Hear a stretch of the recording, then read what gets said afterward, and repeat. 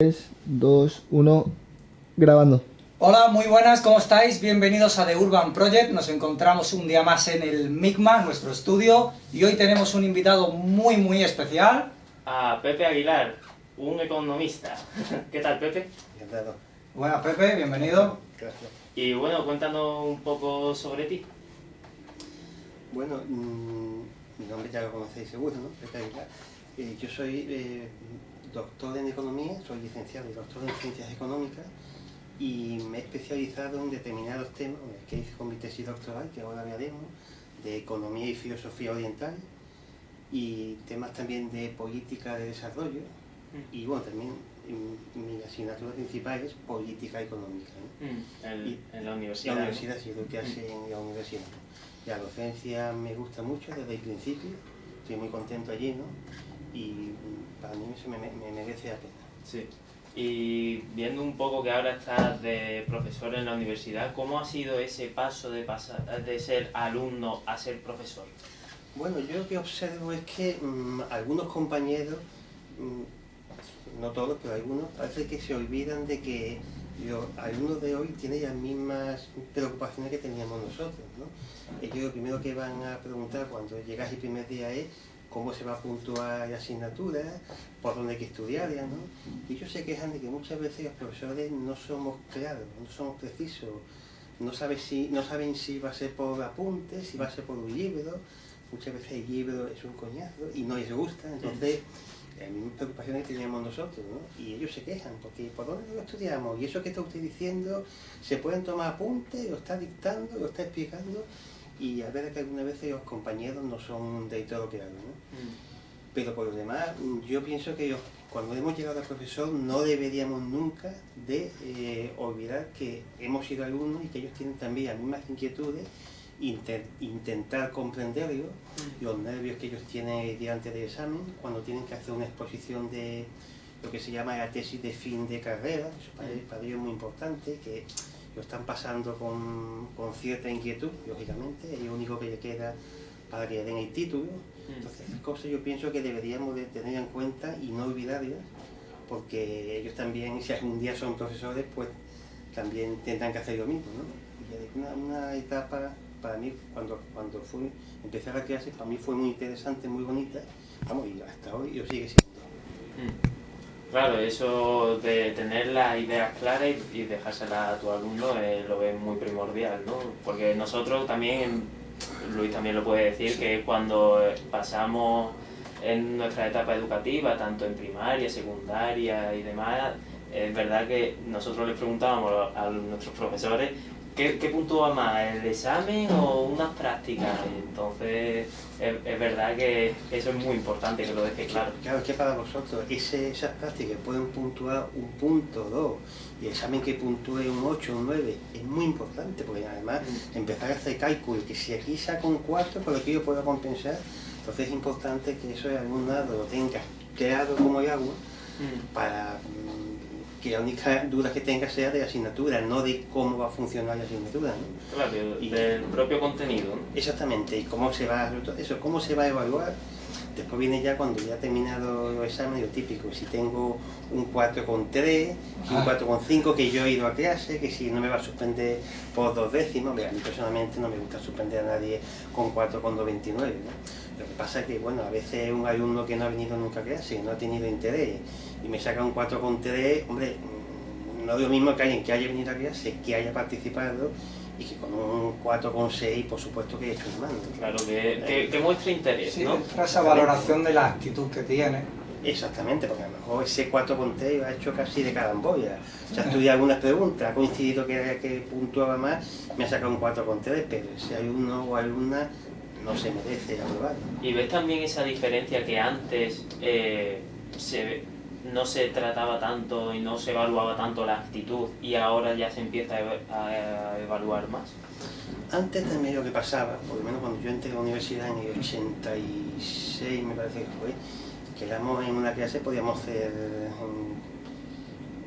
casi 400, 500, la famosa aula magna de la Facultad Económica, entonces claro, hay profesores que prácticamente no te conocían, entonces que tú hubieras ido a clase o no, casi daba igual, el profesor es que no podía, vamos, en Económica y en Derecho, eso lo sabes.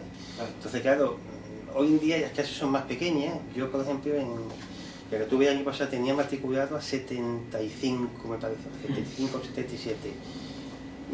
Entre los repetidores me venían 50 y cuando iban pasando la semana al final se quedaban en 20. Entonces, claro, esos 20, claro que los conocía naturalmente, ¿no? Si alguno no había venido a clase pero me sacaba un 5, por supuesto que se lo ponía, ¿no? Claro. Después hay también un grupo de alumnos muy pequeños, muy pocos, que me dicen, es que yo quiero sacar matrícula, ¿no? Pues hijo, pues en callos corren. Yo no tengo inconveniente en ponerte, pero si me saca un 8, te pongo un notable, pero matrícula no. Por Claro, que eso se lo tienen que currar cada uno sí. y... Aparte yo matrícula no puedo conceder, es una matrícula por cada 20 alumnos. Entonces, como mucho, 4 o 5 matrículas como mucho, porque secretaría no me deja.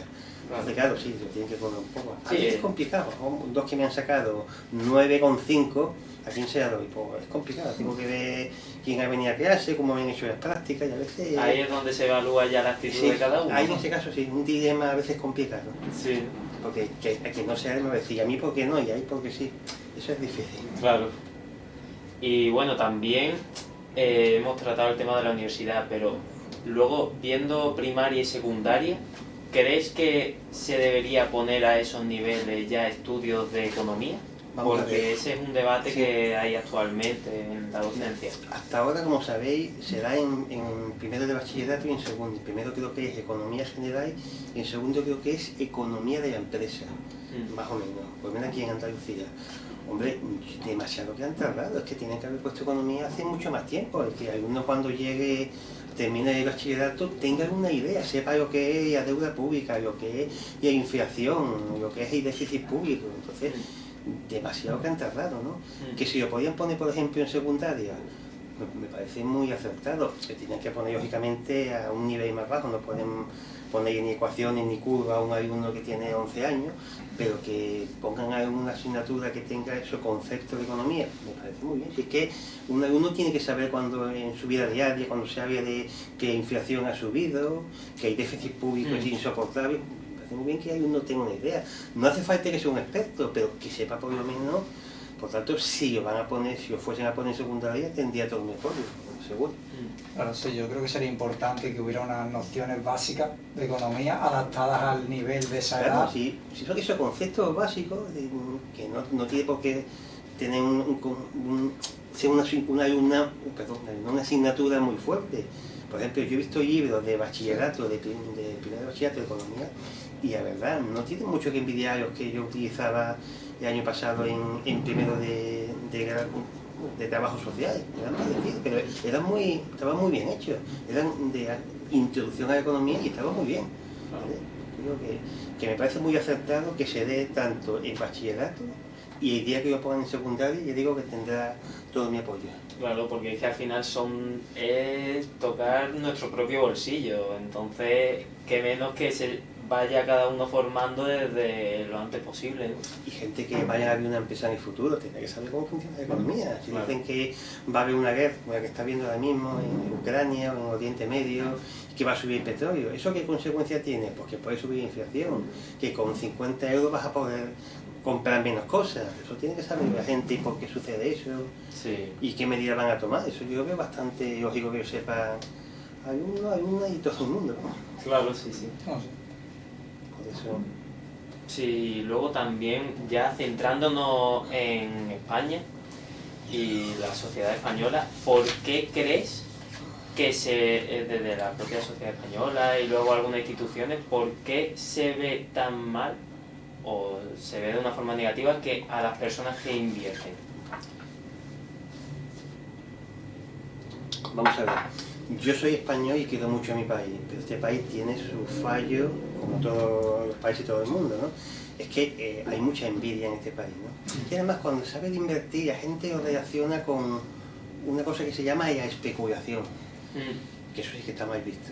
Bueno, es que si tú inviertes 10.000 euros en un negocio, en bolsa, en lo que sea, y después lo que tú estás buscando es que esos 10.000 euros sean después 15, 20 o todos los que puedas. Si después en vez de 10.000 te quedan 7.000, pues has perdido dinero. Entonces es normal que la gente cuando quiere invertir, llámalo especulación, llámalo como tú quieras, te gane más dinero. Y lo mismo que el que tiene una tienda, el que tiene cualquier negocio, está buscando es que todos los meses su cuenta corriente crezca, ¿no? Yo creo que aparte de la especulación, aquí en este país, siento tener que decirlo, hay mucha envidia y eso a la gente pues no le gusta. Tú ves a, va diciendo por ahí, que ha ganado en un negocio 10.000 o 20.000 euros y si te van a mirar como a la cara. Lo mismo que si dices que te ha tocado la lotería. Yo, mi consejo, si algún día os toca una quiniela o un bono loto, yo no lo contaría a nadie. No, Porque o vaya a tener más amigos de repente de la cuenta, o vaya a perder amistades, o van a pedir dinero prestado. Yo eso no lo contaría, ¿no? Pero está mal visto, yo pienso, aparte de muchas veces la gente ignora lo que significa invertir, ignora muchas cosas, es que se ve como una especulación y a la gente le da coraje que tú hayas ganado dinero invirtiendo en el negocio que sea, o en bolsa, por ejemplo, que tampoco es más negocio. Sí, cuando realmente es invertir es apoyar una empresa que siga creciendo y demás, y tú te estás beneficiando de Claro, esa, es que de tú ese buscas, apoyo. tú buscas beneficiarte, tú no Claro. vas a perjudicarte. Si tú inviertes, como te he dicho antes, 10.000 euros, tú quieres que cuando termine tu inversión, eso no sean 10.000, sea sí, que se Sí, multiplique, que 15, suba. pero no que sea menos, ¿no? Entonces, una envidia un poco absurda, ¿no? Claro. Después esos que te tienes envidia o que lo ven mal, también harán lo mismo. Si algún día invierten harán exactamente lo mismo, que ganar dinero. Claro. Y muchas veces son contradicciones de la gente, pero bueno, en este país ya digo que desgraciadamente pasa eso. Sí, No digo que todo el mundo sea envidioso, ni mucho menos, ¿no? Pero sí hay mucha envidia. Por eso está mal visto, en mi modesta opinión. Sí, sí. Sí, es que al final también tiene eso su riesgo, que yo creo que también hay muchas personas que desconocen lo que es invertir. Y Diego siempre hay, sí. Que es lo que se ve, que te estás jugando tú tu propio dinero en realidad. Evidentemente. Puede darse el caso que tú digas que invertiste y que hayas perdido y la gente hasta se alegre, porque muchas veces pasa eso, ¿no? sí, Hay- sí, se ríe. Hay un refrán que dice, no hables nunca bien de ti porque nadie te creerá, pero no hables tampoco mal de ti porque todo el mundo te creerá. Sí, Y desgraciadamente es así. Sí. totalmente. Luego también, tratando el tema de la inversión, a alguien que está empezando en este mundillo y demás, que ve el tema de la vivienda, fondos, Bitcoin, etcétera, ¿qué consejo le darías? Bueno, es que depende también en qué quiera invertir. Cuando a una vez me preguntan, ¿y qué te aconsejarías para invertir? Es que para invertir hay muchas cosas. Puede ser en bolsa, puedes comprarte un piso y dedicarlo a apartamentos turísticos o venderlo más adelante. Invertir es un término muy amplio, ¿no? Hombre, si por ejemplo, imagínate que te dedicas a invertir en bolsa, yo que te aconsejaría que primero que tuvieras mucho cuidado. Segundo, que fuera una inversión a medio o a largo plazo. Es decir, que ese dinero no sea un dinero que tú necesites con urgencia. Sí. Y que tengas paciencia. Y aunque parezca reiterativo, muchísimo cuidado porque el tema de la bolsa es algo que ni siquiera el mayor de los expertos te va a decir lo que te puede decir lo que va a pasar. Si tú me preguntas, ¿cómo va a estar Telefónica para las Navidades? Bueno, para las Navidades aproximadamente te lo podría decir porque queda muy poco tiempo, ¿no? Pero ¿cómo va a estar en marzo del año que viene o en septiembre? No lo sé, pero es que no lo sabe nadie. El que te diga lo contrario te está mintiendo. Nadie iba a prevenir hace 2 años que iba a atacar, Putin iba a atacar Ucrania, y eso ha tenido otras consecuencias. Nadie sabía lo que ha pasado en Israel. Entonces, claro, eso muchas veces provoca bajadas de la bolsa. Entonces, realmente, prevenir lo que va a pasar a X tiempo, de verdad que no lo sabe nadie. Necesita aconsejaría eso, que fuera igual a largo plazo, un dinero que tú no necesites y cruzar los dedos, ¿no? También informarte, eso es importante. Alguien que sepa o comprarte algún manual de bolsa, por lo menos para que tú tengas una idea, o hacer un curso de bolsa, tú tengas una idea de lo que podría pasar, ¿no? Si otro tipo de inversión, como por ejemplo apartamentos turísticos, si tú tienes una casa y no la necesitas, ya vas a criar, bueno, eso también es un buen negocio. Yo 2 personas que conozco que han invertido en eso y va estupendamente, porque lo tienen lleno de apartamentos en verano, en otoño, en primavera, en Navidad baja un poco, pero a partir de febrero aproximadamente que lo tienen lleno a diario. Entonces eso es un buen negocio ahora mismo, hasta el día que deje de serlo, ¿no? Cuando se invierte demasiado en algo, como pasó con el negocio inmobiliario a partir del año 2000 aproximadamente, fue un negocio magnífico hasta que llegó la crisis y ya no era tan bueno, ¿no? Entonces todas las inversiones tienen su recorrido, su época, ¿no? Y hay que tener cuidado porque cuando llegue la crisis es que realmente no sabemos cuándo va a venir la crisis, ¿no? Se puede sospechar, pero no se sabe con exactitud. Entonces, fuese cual fuese la inversión, te diría eso, precaución, informarte bien de lo que vas a hacer y eso. Sí, porque incluso los propios grandes magnates no tienen mucha idea. A ver, que sí, muchas veces se pueden codear con ciertos políticos, ciertos gobiernos, pero realmente lo que ha pasado en Israel... Es que los grandes magnates lo que pasa es que si invierten unas cantidades que para ellos es caerilla, pues no les va a pasar, no lo van a lamentar mucho porque ellos invierten 100, pero tienen 8.000, entonces no les preocupa, ¿no? Pero habrá cosas que los magnates tampoco sepan, habrá caídas de la bolsa que ellos no la pueden prevenir. Entonces, claro, te digo que saber con exactitud lo que va a pasar con la bolsa, incluso con la economía, muchas veces que no se sabe, de verdad. Sí, entonces mucha gente también que dice que se dedica al tema de la bolsa o son muy expertos o realmente tampoco se dedican a ello, ¿no? Porque tienen también un respaldo económico que viene de otro... Bueno, pueden ser expertos, pero por muy expertos que sea, yo digo que hay cosas que no van a saber. Normalmente la gente que se dedican a eso suelen presumir mucho. Yo todos los años gano mucho dinero. Bueno, ya dice el refrán que dinero y santidad y a mitad de la mitad. Sí. Habrá que ver, yo soy muy refranero, ¿no? Sí. Habrá que ver realmente lo que ha ganado, lo que ha invertido, y porque la gente habla mucho, pero después ya, si ha perdido no creo que te lo diga, no va a ser tanto. Porque el año pasado perdí 500.000 euros, no creo que sea tanto. No, porque eso luego tu propia imagen... No, ese es tonto, ese es malísimo, ¿no? Totalmente. Al final que con las redes sociales todo se puede exagerar. Al final. Y vender una vida que no es real. Sí, porque al final la mayoría de estos mensajes vienen de redes sociales, de Instagram, de Twitter, que ahora se llama X. Poner la foto en el sitio adecuado y comentarios adecuados y mucha gente se lo ve. Claro, eso es. Están los gurús, que se le llaman los gurús. No tienen peligro los gurús. No eres muy amigo de ellos, ¿no? Que habrá de todo, evidentemente, sí, ¿no? Pero esta gente que van de súper experto, que yo te dice yo qué va a pasar, ten cuidado porque muchas veces quieren que hagas algo, que inviertas en algo y sabe Dios lo que hay detrás, ¿sabes? Y para que ellos luego se beneficien de esa subida que puede tener momentáneamente la bolsa o en lo que esté invirtiendo. Pero luego ellos sacarán el dinero y ya... Hombre, ten por seguro que si dicen eso ellos van a beneficiarse o a ganar todo lo que pueden. Y otros no, los incautos no, pero ellos normalmente suelen salir beneficiados. Claro, sí. Se dedican a eso.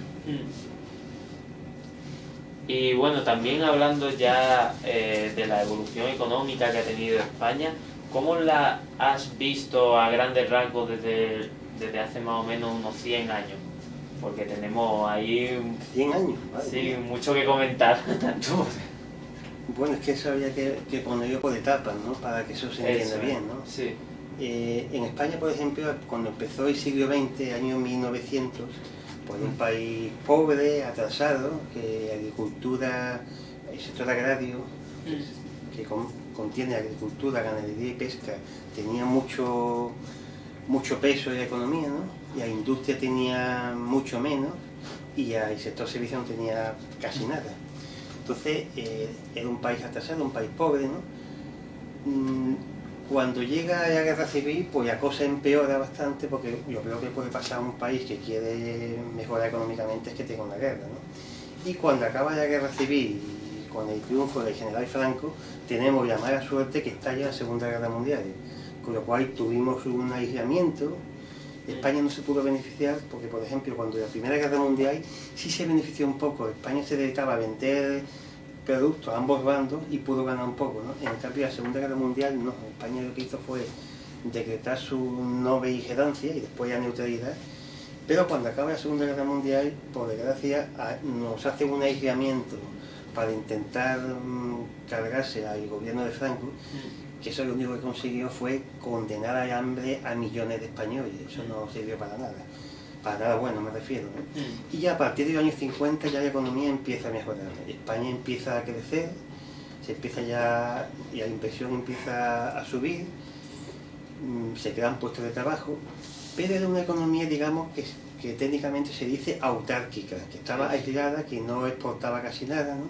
Y eso al final termina explotando. Entonces se llega a finales de los 50 con una economía con bastantes problemas y se comenzó lo que se llamó el boom de los años 60, el desarrollo económico de los años 60. España se abrió al exterior, el turismo empezó a llegar masivamente y eso pues evidentemente la agricultura empezó a perder peso y empezó a tomar más importancia en la industria y el sector servicios.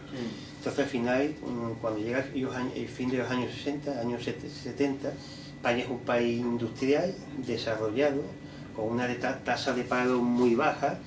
En el año 69 creo que llegamos al 1,7% de paro.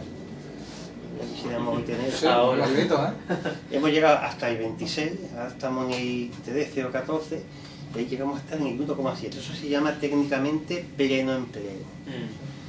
Y cuando llega la década de los 70 tenemos la mala suerte que llega la famosa crisis del petróleo. Una crisis que hizo subir los precios del petróleo, muchas empresas no pudieron pagar la factura de la gasolina o la factura energética y quebraron, estoy diciendo de manera resumida, ¿no? Aumentó la inflación, aumentó el desempleo, ¿no? Y fue una crisis muy fuerte que se tardó en resolver bastante, ¿no? Hasta el año 86 no empezó a mejorar la cosa. En algunos países de Europa lo solucionaron antes, aquí tardamos un poco más, ¿no? El general Franco muere en 1975 y hasta esa época lo que hizo el gobierno de Franco fue hacer lo que se llama una política compensatoria, que significa compensar los efectos de la crisis. Por ejemplo, sube el precio de la luz, pues lo que hace el gobierno es pagar, eso subvencionar el precio de la luz para que los ciudadanos no lo notemos. Empresas que estaban en crisis, lo que hace, tú vas a despedir a 10 trabajadores, bueno, tú de momento los mantienes, yo te lo pago, pero que no me aumente el paro, ¿no? Esa política compensatoria la hizo el gobierno chino en el año 2008, cuando la crisis inmobiliaria. Ahí no se trata de ser de derecha o de izquierda, lo hizo el gobierno chino, que era comunista, y la hizo el gobierno de Franco, que no era precisamente comunista. Se trata de políticas que intentan compensar que la crisis nos afecte lo menos posible, para que, hombre, no haya malestar social, no aumente el paro, y eso, ¿no? Y finalmente ya, ¿pero queréis que os suma más o cómo queréis que os...? No, sí, lo comenta y ahora te quiero comentar también sobre, o bueno, ahora mismo, también sobre el tema de la inflación que has estado comentando, del tema del petróleo y demás.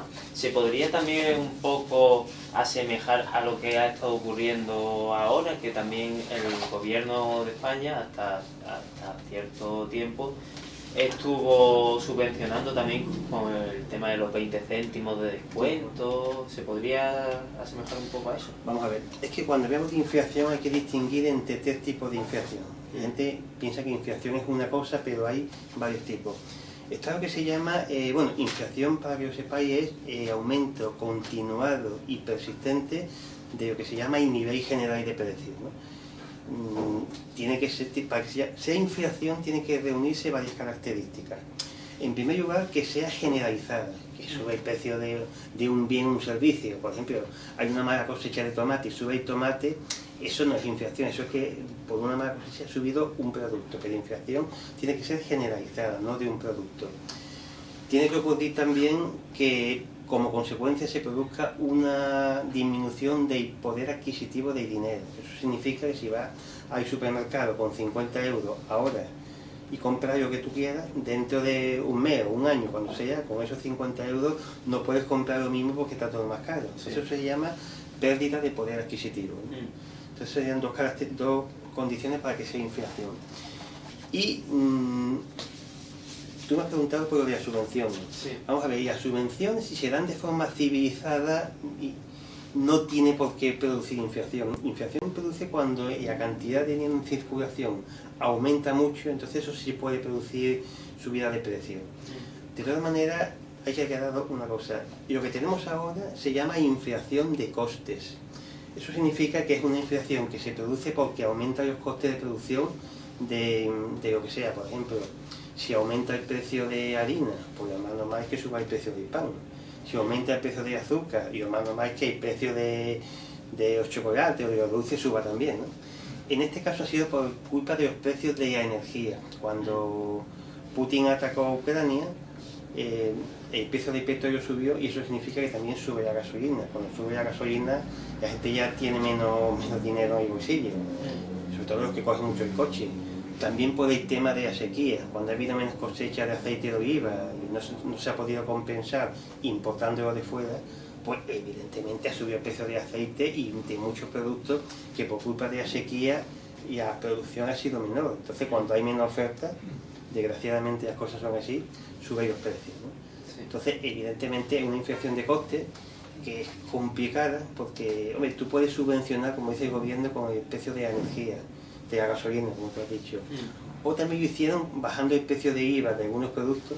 Lo que pasa es que esa estrategia, si tú vas a comprar un kilo de tomate, de manzana, de lo que sea, y te vale 3 euros, y te cuesta 2,6 porque te han bajado, el gobierno te ha bajado el IVA, tampoco por 2,6 a 3, por 0,4 no vamos a salir de pobre, ¿no? Tampoco eso, tiene que ser que compren mucho, ¿no? Entonces, esa estrategia, hombre, de la gasolina sí funcionó porque por lo menos los camioneros y gente que viajan mucho se ahorran más dinero, ¿no? Sí.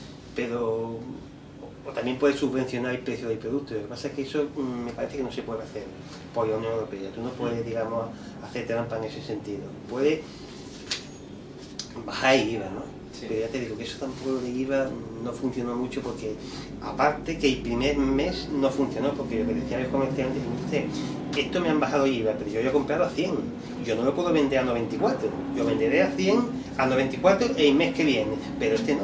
Entonces el primer mes es que no se notó prácticamente, ¿no? Inflación de costes complicada de bajar, eso tiene que ser que acabase la guerra de Ucrania, que eso de momento va para algo, o lo que han hecho los franceses, por ejemplo, han tenido menos inflación porque ellos han apostado por la energía nuclear. Entonces ellos tienen muchas centrales, a ellos que suba el precio de la gasolina no les afecta tanto, porque ellos utilizan más ese tipo de energía, y por ejemplo a los alemanes sí ha afectado mucho, ya han tenido más inflación incluso que aquí, porque ellos dejaron la energía nuclear hace tiempo. Cuando pasó lo de Fukushima en Japón, se asustaron y lo han pasado bastante más. Entonces ya digo que hay países que le han afectado más y otros que le han afectado menos. Sí, aquí sin embargo lo que se está haciendo son destruir las centrales nucleares, ¿no? Es que hay todavía una especie como de miedo de los años 70, o después cuando pasó lo de esta central nuclear que otro en Rusia, que además han hecho una serie de televisión, que no me acuerdo el nombre de la ciudad. Pero eso ya no es así, eso ya ha cambiado, ya hay mucha más seguridad, ya es casi imposible que una central tenga un accidente, me salvo que peguen un bombazo, como puede pasar en Ucrania, pero si no es muy difícil. Aparte de las centrales nucleares que hacen lejos de la ciudad. El caso de esta que pasó en Rusia es que estaba casi allá del parque central. Claro, es que eso es un disparate, evidentemente. En Francia que ahí están lejos. Si hay algún escape radiactivo, afectaría menos a las ciudades. Aparte que hoy en día hay más tecnología y eso se puede controlar más. En los años 70, pues a lo mejor era más difícil. Hoy en día yo digo que es casi imposible que haya un accidente, ¿no? Pero hay todavía un rechazo de parte de la sociedad y de algunos gobiernos de energía nuclear que es como el demonio. Eso es malísimo. Energía nuclear, pero en Francia ha evitado subida de precios y ha beneficiado mucho. Eso es, con un gobierno también de izquierda, que aquí en España también... Sí, bueno, más que no exactamente izquierda, es como algo como de centro o centro-izquierda, pero bueno, han tenido sentido común. Sin embargo, en Alemania fue el gobierno de Angela Merkel, que era de derecha, y que cerró las centrales nucleares. Eso muchas veces, más que de ideología, depende de... Sentido común, ¿no? Sí, También. hay cosas que son sentido común más que de un lado, ser de un lado o de otro. Exactamente. Eso es. Pero bueno. Abogemos por ello también desde aquí. No. Y también un tema, bueno, siguiendo con el tema de la inflación, también se habla de que gran parte de esa inflación viene desde el COVID, que se dieron desde la propia Unión Europea, luego también Estados Unidos se empieza a imprimir dinero para ayudar a estos países y demás a combatir el tema del coronavirus. Vamos a ver, cuando se produce el estado de alarma en España, pues lógicamente el gobierno cierra limita los movimientos de la población, ¿no? Cierra un montón de negocios, solamente los de los esenciales, de productos de alimentación, tiendas de alimentación y eso. Entonces la Unión Europea, que ya que controla a los países miembros el tema de que no gasten más de la cuenta, de que no haya déficit, da un poco más de libertad. entonces se podía gastar más, ¿no? La inflación en ese momento no afectó mucho, porque lo que tuvimos en ese primer año fue algo que es casi peor, que se llama deflación. Deflación es todo lo contrario, es bajada continuada y persistente de los precios. Como no había economía, no había compras ni nada, porque es que estábamos encerrados, pues y lógicamente hubo ese problema. Entonces, cuando bajan los precios, eso es horrible, puede ser incluso peor que la inflación. Y la gente muchas veces se confunde con este término y dice, uy, qué bien, si bajan los precios está todo más barato, sí, pero no. Una cosa es que bajen porque haya competencia, porque Carrefour quiere hacer competencia de Corte Inglés y haga oferta y te cueste más barato. Y otra cosa es que bajen porque no hay economía, no hay demanda, la gente no compra y los precios se hunden. Eso es horrible, eso es casi peor que la inflación y hace muchísimo daño. Entonces ese primer año, la verdad, no tuvimos inflación. Hubo una cosa que se llama déficit público, ¿no?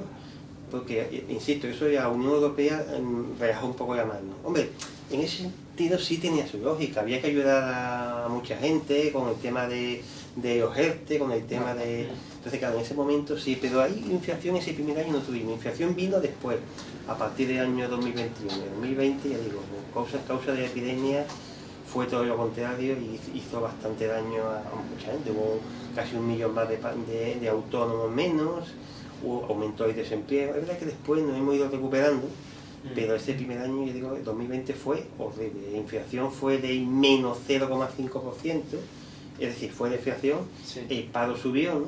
Y la economía creció creo que menos 11%, de crecimiento económico o crecimiento negativo, que eso es también horrible. Claro. Y luego también es que esa inflación corresponde a... se nos ha encerrado en casa durante el COVID, entonces hay menos demanda, se restringe la oferta y de repente empieza a haber una apertura y esa oferta no corresponde a la demanda, a ese boom de la demanda que hay, ¿no? Es que claro, cuando poco a poco empezamos a salir a la calle, con lo que las facetas, esta región está en fase 1, en fase 0, ¿no? Claro, había mucha gente que no tenía mucho dinero porque, primero por incertidumbre, si tú estás parado o te están pagando ERTE, tú no sabes lo que va a pasar, entonces tú te abstienes de hacer determinados gastos, ¿no? El tema, por ejemplo, de actividad turística, que nosotros vivimos de eso, ¿no? En el primer verano y de 2020, más o menos sí mejoró un poquito el turismo, más o menos, ¿no? Pero claro, cuando llega el mes de septiembre, ahora otra vez, medidas restrictivas porque estaba subiendo el virus. El virus era como una montaña rusa. Cuando había controles, bajaba. Después, cuando llegaba sobre todo el frío y otoño, que ya la gente cerraba la ventana, subía otra vez, ¿no? En Navidad, cuando acaba las Navidades, sube otra vez. Entonces, claro, no podíamos viajar de una provincia a otra. Yo no podía ver a mis amigos de Antequera o de Granada porque no me dejaban. Entonces, claro, muchas empresas quebraron, muchos restaurantes y cafeterías quebraron, ¿no? Hizo mucho daño a la economía, ¿no? Hasta que ya con el tema de las vacunas y el virus que tenemos ahora ya es mucho menos, no es tan mortífero como en aquella época, ¿no? Y poco a poco, a medida que mutaban las variantes del virus y la cosa se puso mejor, ya fallecía menos gente con eso y gracias a la vacuna, y ya poco a poco la economía se fue recuperando. Pero sitios como Málaga, Andalucía o España, que vivimos del turismo, es que eso yo creo que no podía pasar, es que no venían gente, es que me acuerdo de una campaña que se hizo, vaya usted a las cafeterías de su barrio para que ganen dinero. Bueno, eso a lo mejor en barrios como Wayne, fuera del centro, que no hay turistas, vaya, pero en el centro, por mucho que fuéramos, tienes que tomarte 20 cafés todos los días para compensar a los propios dueños, ¿no? Después ya, gracias a Dios, se ha recuperado el turismo, ¿no? Pero me acuerdo que el primeros meses, incluso el 2021, fue horrible, porque claro, los turistas también no venían mucho porque cuando había restricciones, a las 9, a las 10, cerramos los restaurantes, usted tiene que ir a comerse al hotel. Yo no viajo para eso, ¿no? Claro. Y viajar al exterior lo mismo, si ibas a Alemania tienes que llevarte un de estos de vacuna, pero tienes que llevártelo que sea de 24 horas antes, si no, no te dejan enterar. Si es a Italia, 48 horas antes, no puedo estar ahí mirando el reloj, que si esto... Mucha gente dice lo mismo que hice yo, que es viajar por España. Sí. Y la verdad, por lo menos España está en mi país y sabía lo que pasaba, ¿no? Entonces, claro. Desde entonces es verdad que viajo más por España porque conocía a todo el mundo, pero no conocía a España, ¿no? Entonces es verdad que hay mucha cosa que ver en España. Sí. Y luego también algo que has estado comentando que acabo de pensar es que nosotros realmente somos un país que vive del turismo. Lo que pasa es que también hay muchas personas que esto lo ven de una forma negativa. ¿Realmente es negativo? Vamos a ver. Eso también ha pasado en Venecia, que hay incluso han salido, no sé si una opción política, que es el partido antiturista o algo así, ¿no? El turismo tiene muchas cosas buenas, me voy a referir al caso de Málaga, ¿no? Da empleo a mucha gente, y a los restaurantes, a camareros, a cocineros, en los hoteles, entonces eso no lo voy a negar, ¿no? Otra vez, pero el problema es que hay propiedades negativas o cosas negativas que también afectan. Por ejemplo, ha habido uno de los incrementos, de las causas de incremento del precio de la vivienda es por los apartamentos turísticos. Claro, si tú tienes un piso libre, quieres alquilar, sabes que hay huésped y va a cobrar, por ejemplo, 600 euros. Pero si lo alquilas turísticamente, va a ganar todos los meses mucho más. Entonces, claro, en ese sentido ha sido un factor negativo, eso no lo voy a negar, ¿no? Aparte de que, bueno, aumenta mucho la demanda, cada vez hay más personas que quieren vivir de alquiler, aunque quieren, en vez de comprar, prefieren alquilar, ¿no? Entonces, claro, evidentemente eso bueno no es. Tiene cosas negativas, pero yo pienso que lo positivo es más que lo negativo. ¿Cómo se podría solucionar el tema de la subida del alquiler? Hombre, haciendo más viviendas de protección oficial, tener cuidado con las leyes. Lo último que hizo la ley de vivienda es que prácticamente yo me meto en un piso tuyo, no te pago el alquiler, prácticamente tú no me puedes echar. Tienes que ser que tú demuestres que yo no soy una persona que tiene determinadas dificultades. Entonces, claro, la gente se le quita la gana. Había alquilado un piso para que me venga alguien y no me pague el alquiler y encima no lo puedo echar. Evidentemente que haya mucho más oferta, mucha más vivienda de protección oficial y del sector privado, y eso por lo menos sí yo podría solucionar. Claro, lo que me has preguntado, yo pienso que es más positivo que negativo. ¿Que tiene efectos negativos? No te digo que no, pero yo creo que lo positivo es mayor. Si tú quitas el turismo, como pasó durante el COVID, va a ser la ruina de mucha gente. Sí. Yo prefiero que haya turismo con todo el inconveniente, que eso se buscarán unas soluciones, a que la gente esté parada y no tenga nada que gastar. Sí, y luego también es lo último que has mencionado, el tema de la vivienda. Vemos que en España hay una subida generalizada de los precios, una inflación, por decirlo de una manera, con la vivienda. ¿Qué se debería hacer realmente? Porque has estado diciendo que se debería fomentar de alguna forma una mayor oferta de parte de vivienda de protección oficial, sí. Pero ¿realmente se podría ayudar de una mejor forma? O... Vamos a ver. En el último semestre del año 2022, de las viviendas que se crearon, solamente el 1,6% eran viviendas públicas o de protección oficial, solamente el 1,6%. En la media de la Unión Europea es del 7,5%. Y en los Países Bajos, en Holanda, es del 34,1%. O sea, de todas las viviendas que se construyen, el 34% son públicas de VPO para alquiler y para comprar. Hombre, evidentemente en Holanda los precios no son tan altos allí porque hay mucha mayor oferta. Creo que hasta julio del año 2023, solamente de las 76.000 viviendas que se crearon, nada más que un 17% eran VPO. Evidentemente, solución sería, como he dicho antes, más oferta de vivienda, más VPO, más construcción de viviendas para la venta y para alquiler, y también el tema de ocupa hacen que también algunos propietarios tengan cuidado, porque claro, tú que tienes una casa, tú la pones en alquiler y tú no ocupas y le das una patada y se te mete dentro, claro, para echarle ocupa es peor. Entonces, claro, esas cosas no son buenas. Claro. Tiene que haber que tú tengas una seguridad jurídica, que si alguien le da una patada y se mete en tu casa, o simplemente no te paga el alquiler, o te paga un mes y no te paga más, que tú lo puedes echar. Claro. Si no, tú te lo piensas dos veces. Sí, por eso digo. Sí, es que es una problemática muy grande. Y que no se soluciona. Ahí parece que el gobierno parece que se apoya a los ocupas, que están robándote tu casa. Esa casa no es tuya. Claro. En Estados Unidos, por ejemplo, ahí hay fenómeno contrario. Allí, si tú tienes una casa y alguien se mete, tú puedes incluso dispararle. Ya es un caso extremo. Tú estás en tu casa, ahí todo el mundo tiene armas y alguien se te mete, como que la gente aprieta el Sí, gatillo. es que estás entrando en mi propiedad privada. Efectivamente, tú tienes derecho a defenderte y allí es todo lo contrario, ¿no? Allí a que condenan es al otro, ¿no? A ti no te pasa nada. Claro. De tener una postura un poco extrema, ¿no? Había que buscar un punto medio, ¿no? Sí, algo que sea intermedio. contra e inmoroso que no te pagas o contra el ocupa, evidentemente. Eso es. Sí, que el proceso de desalojar la vivienda fuera más rápido y más ágil. Bastante más rápido. Que no te tiras ahí años incluso. Es que vamos. solamente con que inmoroso diga que está en una situación de pobreza, que si tiene hijos, pues no voy a para echar. Como te toca además un juzgado que vaya ahí, pues es peor, ¿no? Y que pueda llegar que lo necesita. Y es que es un problema, es que te están quitando tu casa y no puedes hacer nada. Claro. O tener un buen aguado. Sí. Y luego también la otra medida estrella que hay, o por lo menos se ve en España, es topar el precio de la vivienda. Esa medida, ¿qué opinión te merece? Eso es un disparate. Primero porque muchas veces lo que hacen los propietarios es alquilarlo en vez en negro. Eso pasa mucho, por ejemplo, en Sevilla.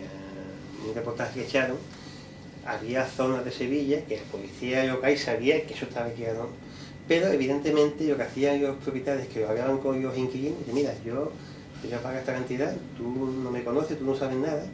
Y había veces que la policía sospechaba que esos inquilinos estaban en un piso en B y casi los amenazaban. Dice, yo estoy aquí en casa de un amigo que me ha invitado, demuéstreme usted que estoy en un piso en B, demuéstreme yo, si no déjeme en paz, porque no tiene derecho a amenazarme, ¿no?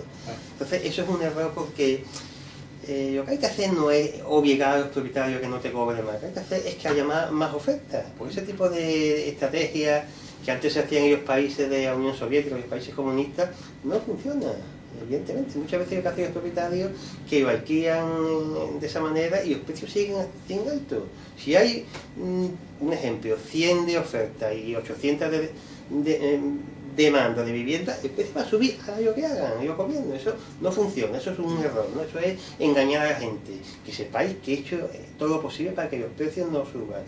Pero la culpa es de los propietarios que son muy malos y los suben. Eso es una tontería, eso es demagogia, una medida que no funciona. Y más si la oferta es pequeña, ¿verdad? Es engañar a la gente y fastidiar y perjudicar el mercado de la vivienda. Hay gente incluso que también no lo quieren alquilar. Yo voy a que te doy un piso y ahora tengo la amenaza que como si lo alquiles por más de 700, te buscas un lío. Por saco y yo dejo ahí y ya cuando suba de precio lo vendo. Hace que la gente especule más y que haya menos vivienda para alquilar. ¿Y eso?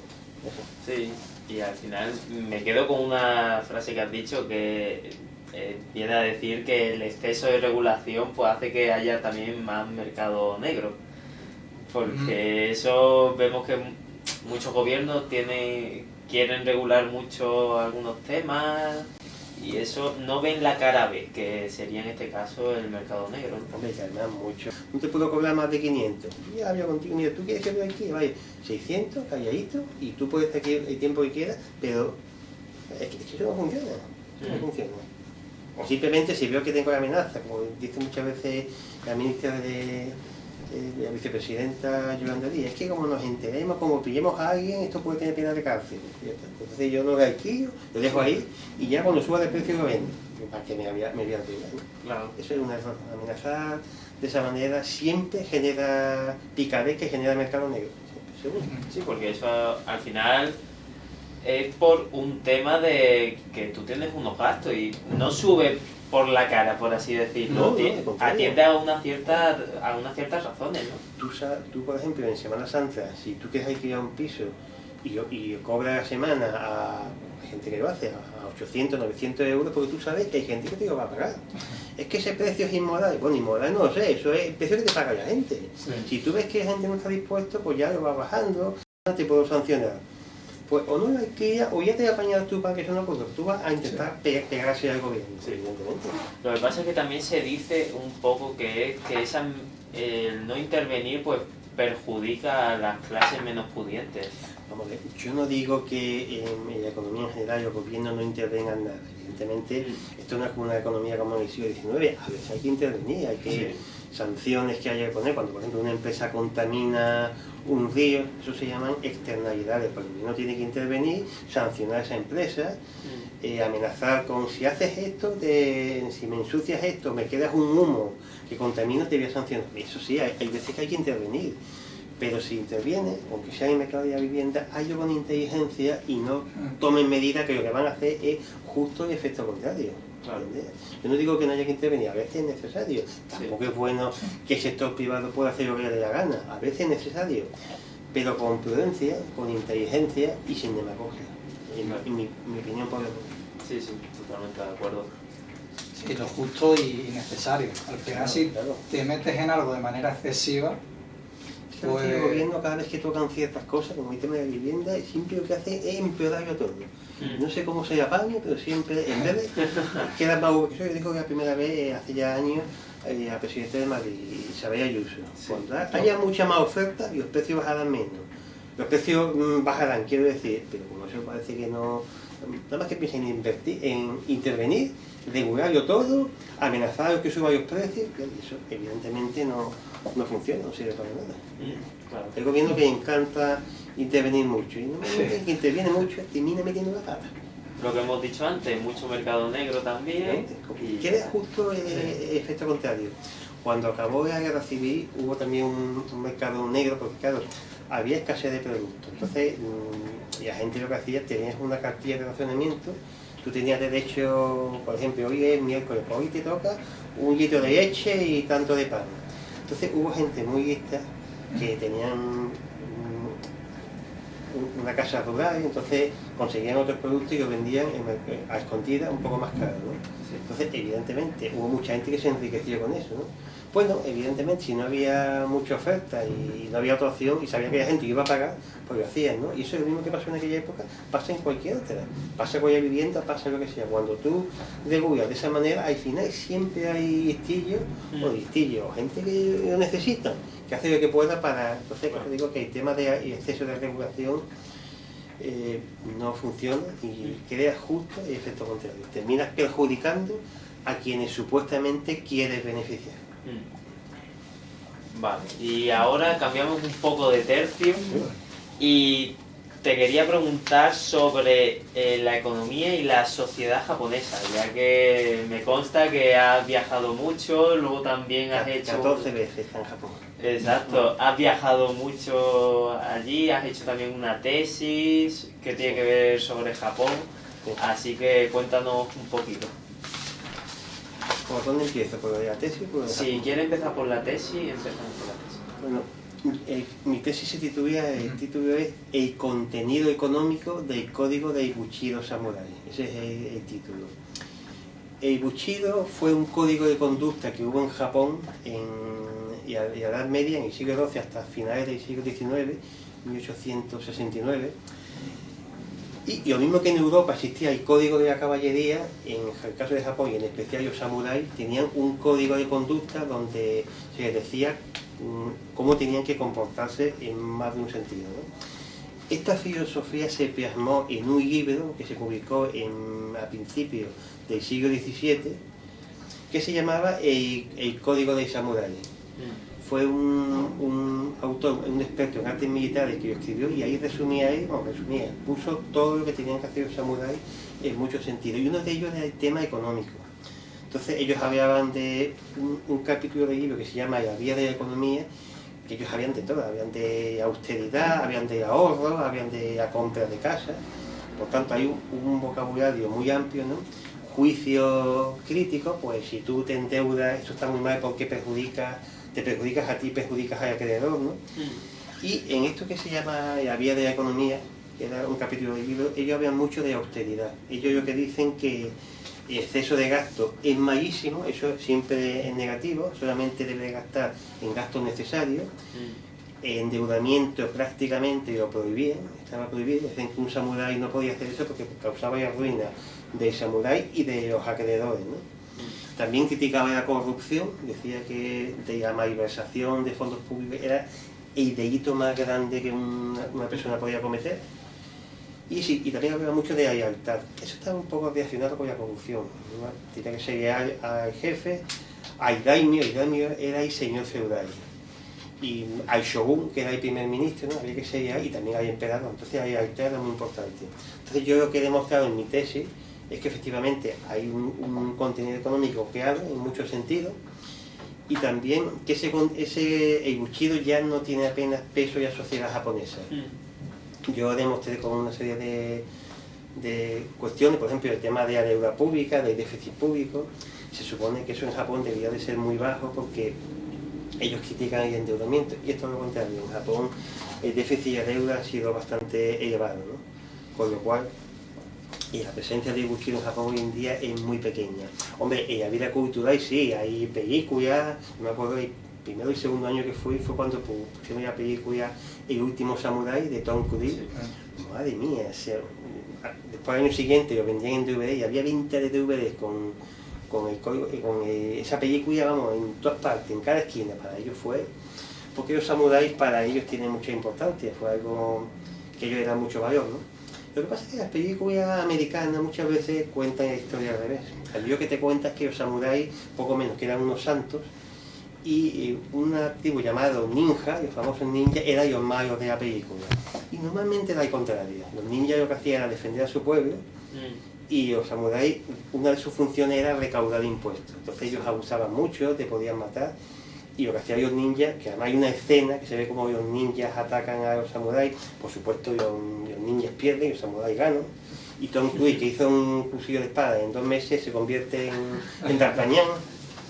Pero bueno, independientemente de la americanada, la película está muy bien, evidentemente, ¿no? Y te refieres un poco, sí, lo que era la caída de Bushido en Japón, ¿no? Sí. Entonces, en 1869, ¿no? Bueno, Japón es un país muy poblado, tiene 125 millones de habitantes, es el tercer país del mundo por volumen de Producto Interior Bruto, ¿no? Es uno de los países con menor porcentaje de paro, creo que estaba en el 2,5 el último dato que yo he visto, ¿no? En agosto de 2023 yo estaba en el 2,7, eso es pleno empleo. Eso en economía se llama paro friccional, son personas que cambian de una empresa a otra, están paradas a lo mejor 1 mes o 2 meses, pero que eso no es desempleo, una cifra tan baja, ¿no? Entonces es un país muy desarrollado, eso sí, tiene una deuda pública horrible, pero ellos lo pueden pagar. Es como si tú tienes todos los meses un gasto entre hipoteca, coche, lo que sea, de 2.000 euros, pero tú ganas 5.000, entonces tú puedes pagar esa deuda. Si alguien que gana 1.500, pues tendría que tirarse por la ventana. Entonces, depende de la situación, ¿no?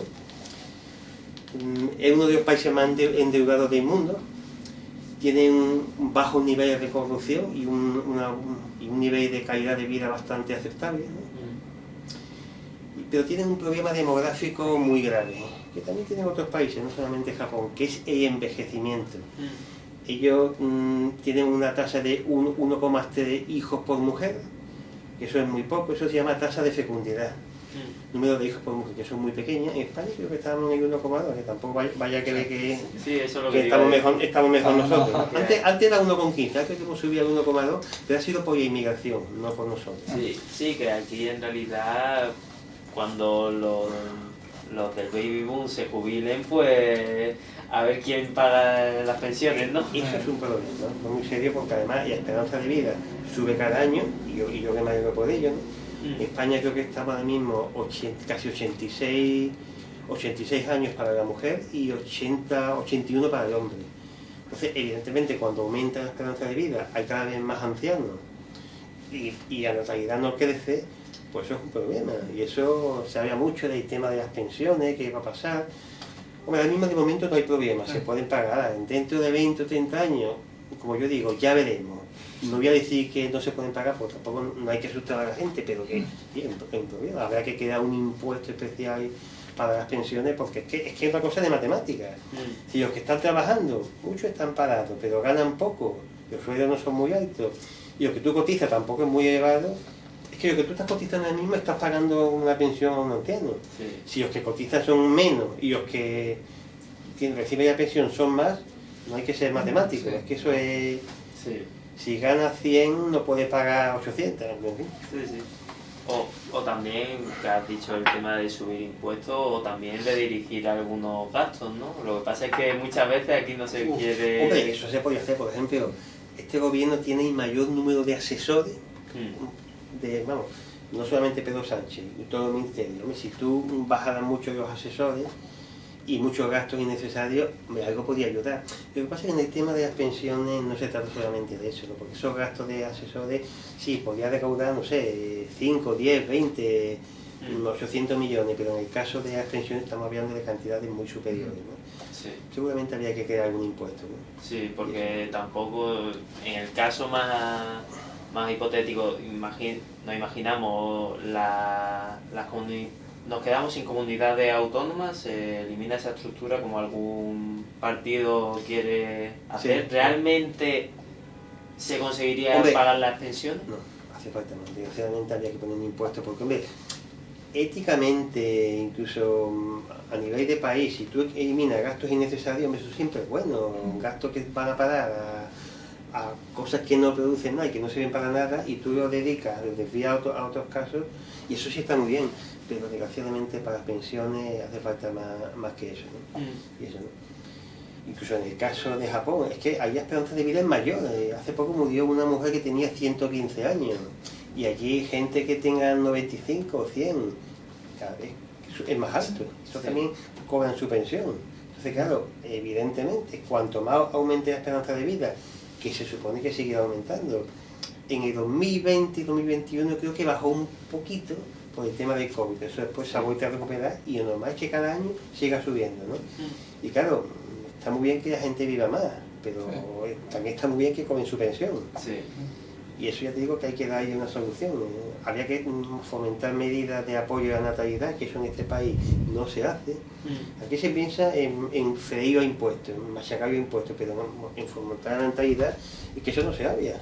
Entonces Claro. es importante que la gente tenga más hijos y que aumente la población y la natalidad, aumente el número de gente joven, y ya será, y lo de la pensión ya no será un problema tan grave, ya se podrá solucionar, ¿no? Porque claro, es que es de lógica, ¿no? Cada vez más ancianos y menos jóvenes que trabajan, como decimos aquí, apaga y vamos. Sí, al final un país realmente rico es un país que tiene mucha tasa de natalidad, ¿no? Bueno, la riqueza no es solamente con eso, más que por la riqueza es por sentido común y para que el país pueda funcionar y que no tenga un grave problema en el futuro, a corto, a medio o a largo plazo. Claro, Por eso. totalmente. Y bueno, también ahora me gustaría que hicieras un poco el análisis y una comparación entre cómo gestiona la deuda pública España y Japón. Porque, como hemos estado viendo, Japón tiene una elevada deuda pública y España no tanto.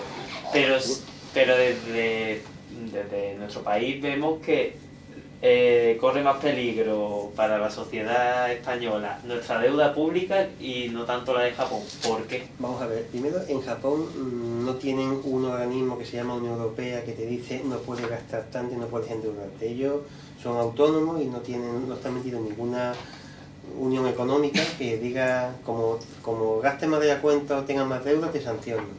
Entonces ellos no tienen ese problema. En segundo lugar, ellos es un país que recauda mucho por impuestos.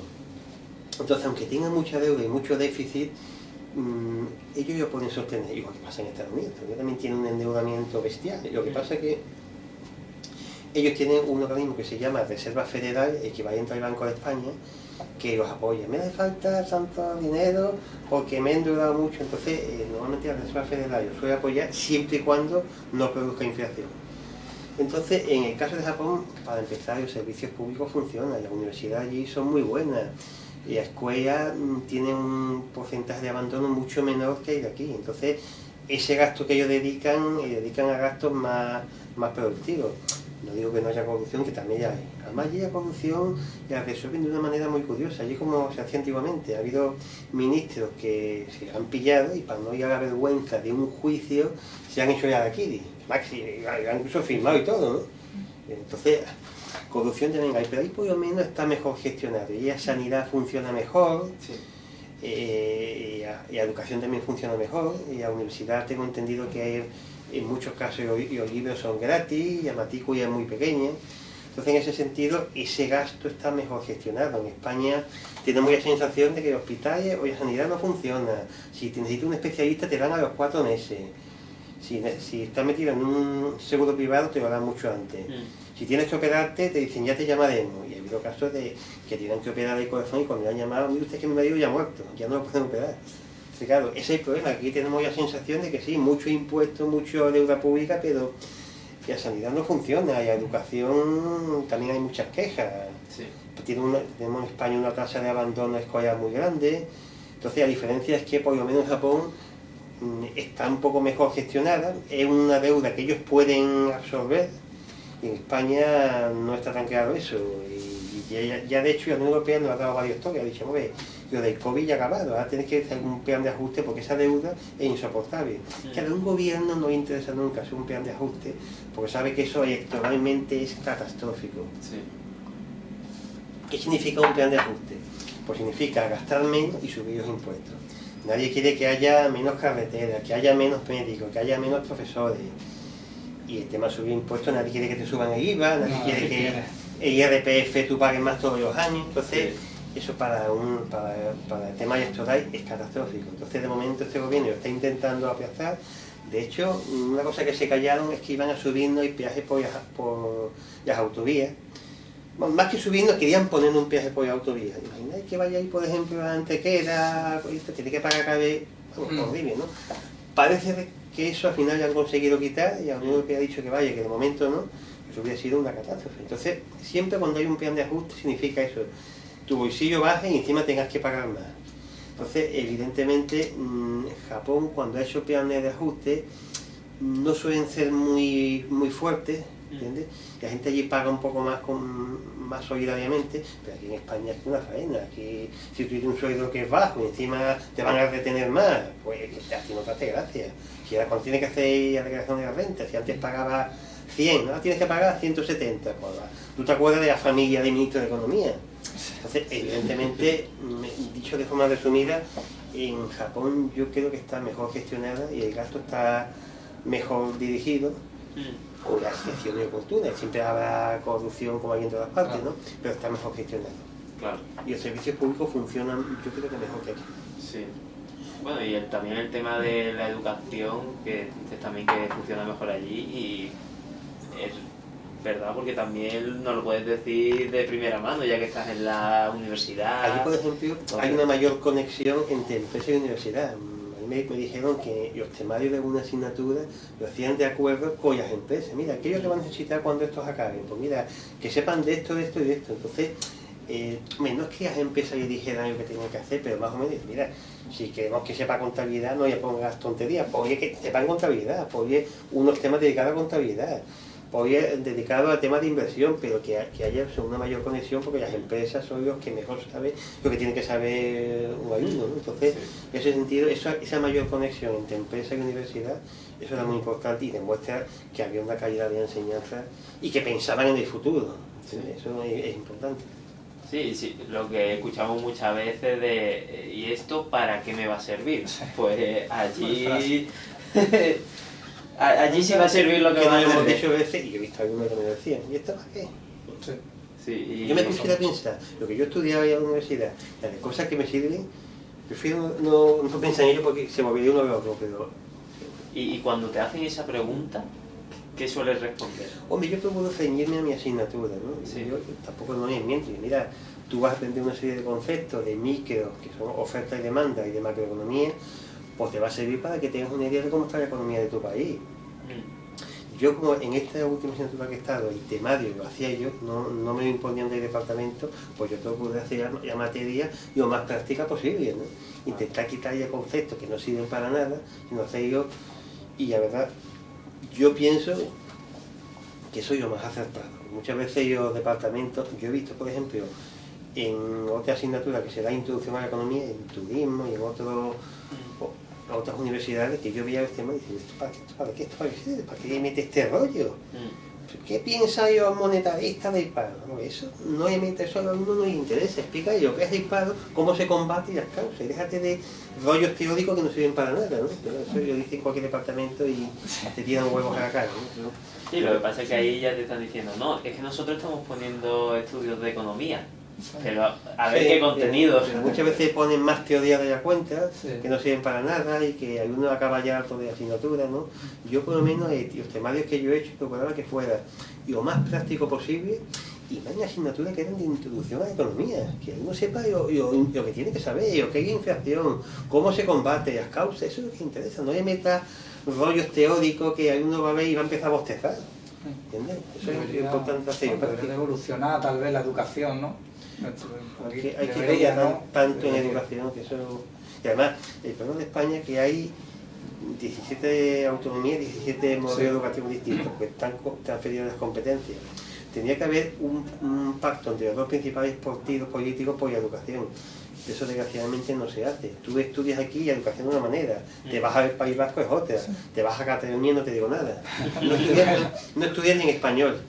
Entonces claro, te vas a Madrid es distinto. Entonces importante sería que hubiera por lo menos un contenido mínimo, un consenso en algunas cosas. Por ejemplo, el tema de historia. Sí.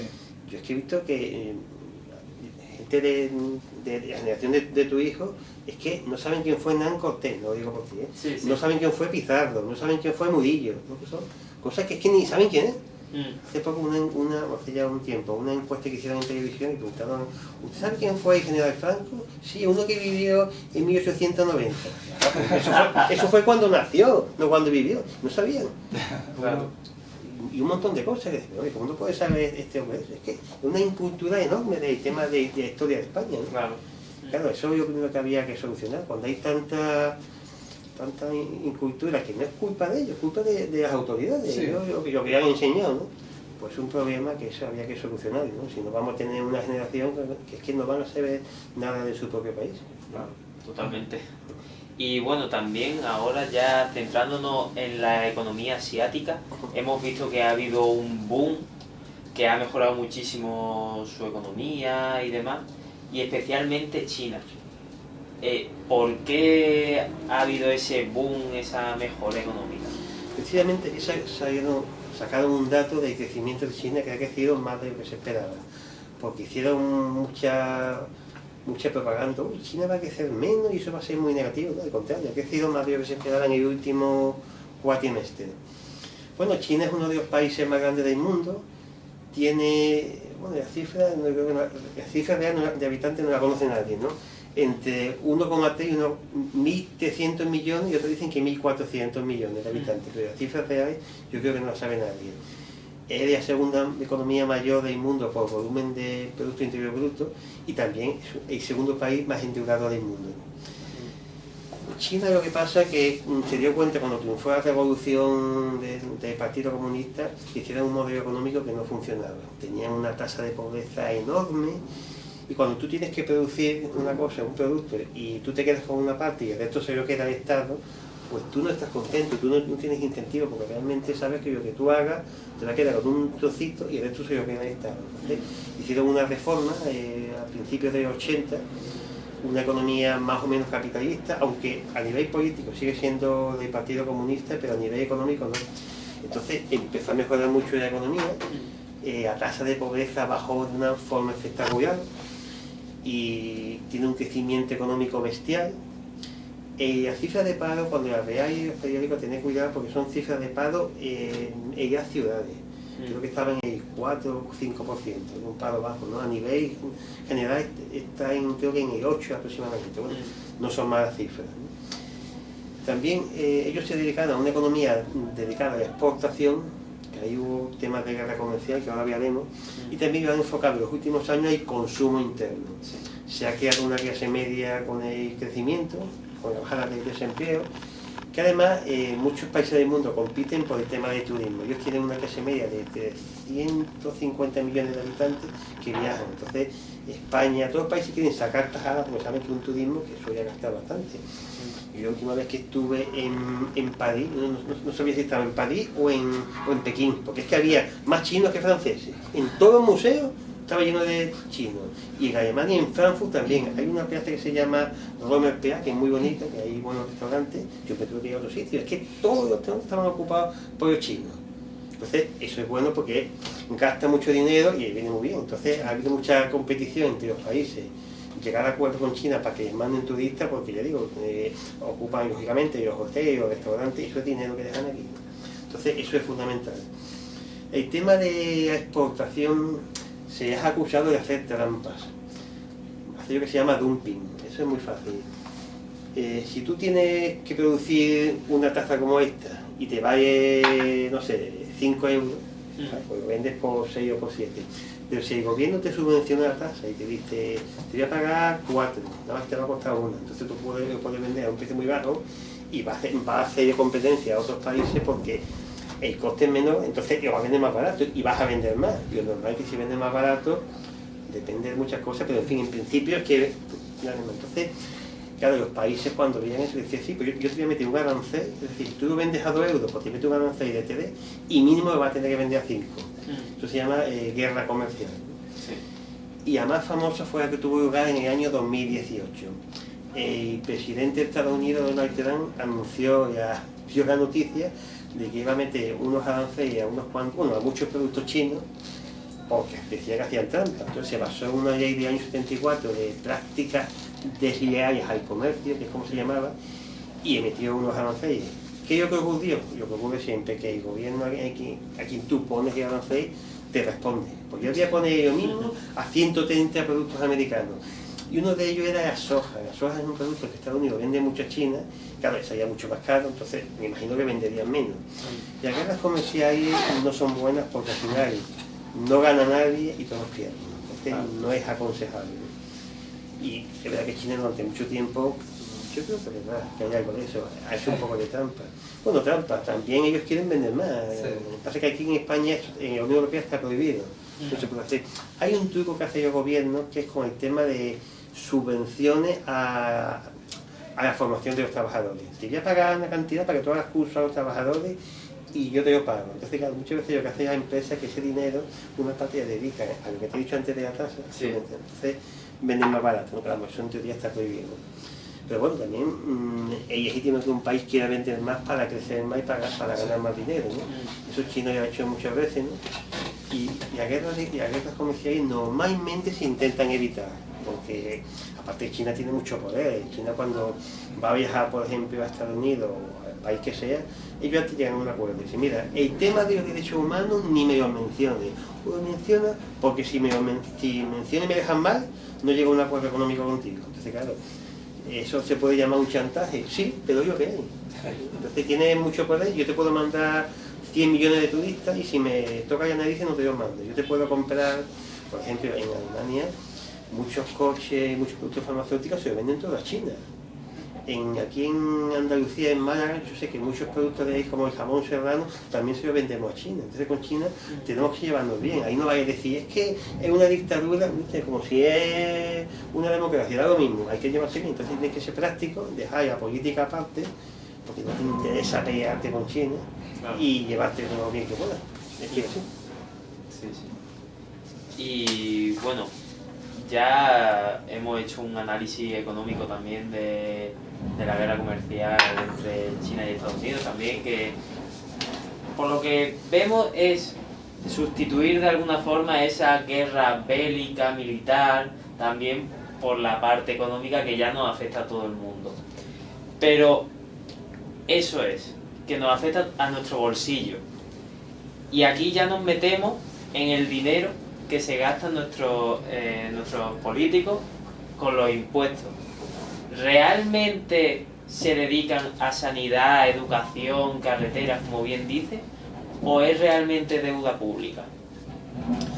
Vamos a ver, a nivel general, la recaudación de los impuestos sirve para financiar lo que hace el gobierno, los gastos del gobierno. Llamarlo sanidad pública, educación pública. Yo, una estadística que he visto hace poco sobre en qué gasta el gobierno y los impuestos, no tengo cifras, tengo, digamos, en qué es lo que más gasta. El primer gasto era en pensiones, el segundo era en transferencias a otras administraciones públicas, por ejemplo, cuando le da dinero a Andalucía, o en gastos que todos los años el gobierno subvenciona a las autonomías. El tercer gasto era en intereses de la deuda pública. Después había otras prestaciones como son subsidios a personas discapacitadas, otro tipo de subsidios. Después estaba en gastos de desempleo, creo que era el quinto, era en gastos de desempleo, que cuando el paro aumenta mucho, pues imaginario que se dispara ese gasto, ¿no? Después estaba defensa, infraestructura, sanidad, educación y justicia por ese orden. Es que, vamos a ver, Y la pregunta es lógica, todo lo que gasta y está la cosa tan mal, ¿eso por qué es? Ten en cuenta en el tema de la educación, eso está transferido a las comunidades autónomas, entonces ahí se aprovecha un poco la culpa de las comunidades autónomas, ¿no? Y a veces no basta con gastar más está bien, tú puedes contratar a más profesores, puedes contratar a más médicos, pero si tú, por ejemplo, pides una cita con un especialista y te dan a los 4 meses, hay que lo que había que hacer. Bueno, en el caso de Málaga se está haciendo, que es la creación del tercer hospital, que creo que al final el presidente de la Junta ha dado ella el visto bueno, y creo que, no sé si dentro de 1 año y medio o 2 vamos a tener un tercer hospital. Eso va a descongestionar muchas especialidades, y eso por lo menos, eso es lo que había que hacer. El tema de los juzgados, que también hay mucho retraso, tú pones una demanda laboral y te dan la fecha de juicio en marzo a lo mejor, pues que más juzgados. Entonces, si el dinero que se gasta en justicia no se queda en más juzgados, sino que se utiliza en otros gastos, subir los salarios a los jueces, a los empleados públicos, pues evidentemente no se está dando uso de, digamos, más servirá para pagar a los funcionarios, que me parece muy bien, pero eso no descongestiona la justicia. ¿Qué los juicios que van más lentos? Pues, según dicen mis amigos abogados, los laborales, los contenciosos administrativos y los que más retrasos. Pues empieza por crear más juzgados de ese tipo. Si no se hace, vamos a seguir con una justicia tan deteriorada. Y con la sanidad lo mismo, si no hacen más centros de salud o no hacen más hospitales, vamos a seguir igual. La gente intentará quedarse, como hago yo, tener seguros privados, porque a mí me dan una cita para un especialista, me la dan a las 2 semanas, o como mucho 3. En el tema público te lo dan para los 3 o 4 meses, o más, te digo que como mínimo, ¿no? Sí, sí. Claro, evidentemente muchas veces no basta con gastar, sino que hay que gastar adecuadamente. El tema de infraestructura, ahí sí se ha hecho un poco mejor. Ayer lo que han hecho las comunidades autónomas o los gobiernos centrales, se han hecho más autovías, se han agregado muchas carreteras del interior para el tema de turismo rural. Ahí yo pienso que sí se ha gastado un poco mejor, y eso sí se ha notado. Tú vas, por ejemplo, para ir a Ronda. Pues Ronda antes era un dolor de cabeza, porque es que era una carretera que era malísima, que era muy estrecha. Ahora ya no es autovía, pero es una carretera muy recta, porque ya la Diputación y los ayuntamientos han colaborado para ensanchar y para arreglar. Entonces ahí sí, en temas de infraestructura se ha mejorado bastante. Pero en otros sectores como la sanidad y la justicia, algo se está haciendo mal, por mucho que se gaste, porque sigue estando mal y no tiene pinta de mejorar, por lo menos a corto plazo. Y me gustaría estar equivocado. Claro. Y bueno, también hablando un poco de la deuda pública, hemos visto que hay muchísimos casos de corrupción, tanto de un partido como de otro. ¿Realmente esa deuda pública se puede observarse como que es el robo que ha habido del poder político? Vamos a ver, es que realmente eso no es por la deuda pública. Cuando se roba es porque un político aprovecha lo que recauda el Estado, los ingresos del Estado, para hacer cualquier fechoría, ¿no? Eso se consigue por los ingresos por deuda pública, como por los impuestos. Entonces, no es que por culpa de la deuda pública haya corrupción, es simplemente que los políticos aprovechan algún truco que piensa que no lo van a pillar, para aprovecharse. Por ejemplo, se habla mucho en Andalucía de los famosos chiringuitos. Eso pasaba, es que chiringuito muchas veces se confunde, no se refiere a los chiringuitos de peaje, ¿no? Chiringuito es cuando una entidad ofrece servicios de inversión sin que esté registrada por la autoridad supervisora, que es la Comisión Nacional de Mercado de Valores, ¿no? Pero el chiringuito también se utiliza para otra cosa. En Andalucía ha habido muchos chiringuitos con el anterior gobierno que hubo antes de 2018, porque por ejemplo la administración pública metían a enchufados que no habían hecho oposición. Por ejemplo, tú querías entrar en cualquiera de los departamentos que hay en Málaga, en edificio negro, en educación, por ejemplo, ¿no? Y en vez de hacer oposiciones, pues te metían por libre designación a dedo, ¿no? Y claro, había familias enteras que dependían de eso. A lo mejor entraba hermano, entraba madre, entraba primo. Sí. Entonces, claro, llegó un momento que es que había montones de familias que estaban subvencionadas, ¿no? Entonces, quitar eso, ese chiringuito, es complicado, porque si tú solo cortas de repente, puedes dejar muchos departamentos sin personal y puedes mandar a la pobreza a mucha gente. Entonces, ¿qué es lo que hicieron, el gobierno que vino después? Pues no hizo mucho, la verdad. Algunos lo dejaron porque no podían echar de golpe a todo el mundo. Entonces lo que hicieron fue convocar oposiciones. Venga, estos que están ahí, que muchos están enchufados, vamos a hacer oposición. Claro, si tú llevabas trabajando enchufado 7 años, muchas veces tú te llevabas a plaza, porque bueno, legalmente no estaba mintiendo, tú habías estado 7 años, que eran puntos y te llevabas tú. Entonces realmente lo que han hecho es o legalizar esos chiringuitos o simplemente no hacer nada. Es un tema también complicado, porque ya te digo, tampoco puedes decir, os cierro todo. Con el tema de la violencia de género también ha pasado. Hay muchas asociaciones, organizaciones que están subvencionadas, que cuando hay una denuncia ya hay una subvención. Claro, ¿cuál hay el problema? Que a lo mejor en una de estas asociaciones hay la mujer que es jurista, y administrativa, y orientadora laboral, y hay a lo mejor 5 o 6 trabajadoras más que no están haciendo nada, pero que están subvencionadas. ¿Eso baja el tema de asesinatos por violencia de género? Me temo que no. Ahora hay más asesinatos que nunca, por desgracia, y esas asociaciones no han servido de mucho en ese sentido. Entonces, claro, eso no deja de ser un chiringuito. Que en una asociación que atiende a una mujer haya una jurista, es lógico. Que haya una administrativa también, aunque sea una orientadora laboral. Pero había, yo sé, una mía trabajaba en una de esas, pero es que ahí somos 7 personas y hay 3 que estamos aquí y 4 que están en el continente comprando. Entonces, claro, el problema era ese, que es que esos chiringuitos había que quitar, eso sería menos gasto público que se puede dedicar a otros gastos más necesarios, ¿no? Pero eso en este país es complicado. Incluso esto tú lo dices en cualquier prensa y te pueden hasta tirar tomate. Es que eres un machista, ¿no? Machista no simplemente... Y eso tirando por lo bajo, ¿no? Que me parece muy bien que se proteja a la mujer, pero es que eso no sirve para nada. Eso no disminuye los asesinatos ni la protege más, al contrario. Es que además, si hicieron una ley hace unos meses que era para defender también a la mujer, el tema de las violaciones, de los pederastas, lo que han conseguido es que 1.100 violadores condenados se reduzca la pena y 123 violadores salgan a la calle. Por eso te va a quedar. Sí, porque supuestamente son los que vienen a defender a la mujer. Se supone que tenía, claro, muchas mujeres que salieron en televisión, que estoy asustada porque el que me violó está en la calle, claro, que consiguieron, y tampoco no hubo dimisiones, en este país no dimite nadie, no hubo ceses, ¿no? Sí, sí, bueno, y eso ya no es ni que sea de izquierda, que son los que están gobernando, sino que son de izquierda, de derecha, de centro, de todo. Y aparte que muchos juristas lo habían advertido, cuidado que si baja la condena mínima van a salir a la calle, ¿no? No, eso no va a ocurrir. ¿Cómo que sí que ocurrió? Y sí que ocurrió. Los de la manada dijeron hace unos días en televisión que también le van a bajar la condena. No mucho, creo que queda 1 año, 2 años, pero bueno, 2 años menos de cárcel. Es 1 año antes que están en la calle, claro, y pueden delinquir otra vez. No sé lo que quieran, ese es el problema. Claro.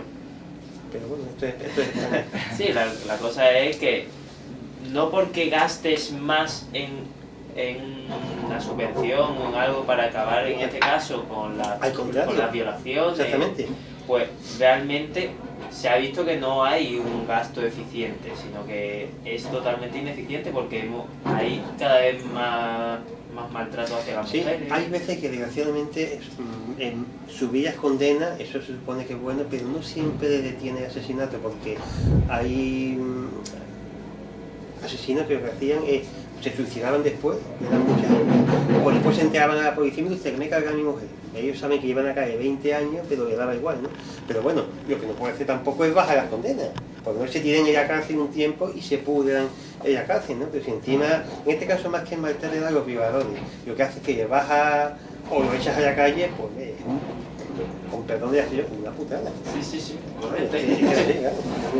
Totalmente. Y bueno, a ver lo que ocurre en los próximos meses, pero viendo cómo está la política primero española... tiene que haber investidura, que eso tampoco está claro, y puede que tengamos elecciones el 14 de enero, ¿no? Sí. La última noticia que he visto, se está complicando la negociación, que puede pasar de todo, ¿no? Lo mismo al final llegan a un acuerdo, pero como está la cosa ahora mismo, está el tema, además hay mucha incertidumbre, que eso para la economía no es bueno. O también en la incertidumbre que quieren dejar ver los propios políticos. Sí, que lo mismo se están poniendo de acuerdo y ellos cuentan otra cosa, ¿no? Sí, yo soy más de esa hipótesis, la verdad. Puede ser, además con lo que están negociando, y la verdad es que me lo espero todo, ¿no? Pero yo creo que al final sí llegarán a un acuerdo. Lo que pasa es que va a ser una legislatura muy inestable, porque depende de muy pocos votos. Están pidiendo cosas que son ilegales, que son inconstitucionales, ¿no? Tiene esto mala pinta. Yo personalmente preferiría que hubiera elecciones el 14 de enero, ¿no? Que clarifique un poco las cosas, ¿no? En este caso no se puede decir que sea lo que Dios quiera, hay que decir que sea lo que los políticos quieran. Totalmente. Y bueno, ya este era ya el último punto que queríamos tocar por hoy.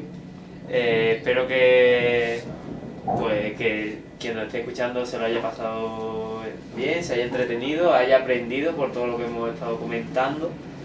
Pepe, muchas gracias por Gracias a venir. vosotros Un gusto, por haberme Pepe. invitado. Ha sido un placer estar con vosotros. Creo que hablo por los dos que esperamos contar contigo en un futuro para seguir tratando Con más mucho temas. gusto vendré, si me invitáis, os voy a encantar. Perfecto. Y nada, ya quien nos esté escuchando, nos despedimos aquí y ya eso. Nos vemos en un próximo podcast. Saludo a usted también. Eso, Luis, nos Que vemos. nunca falte. Eso es, y nos vemos.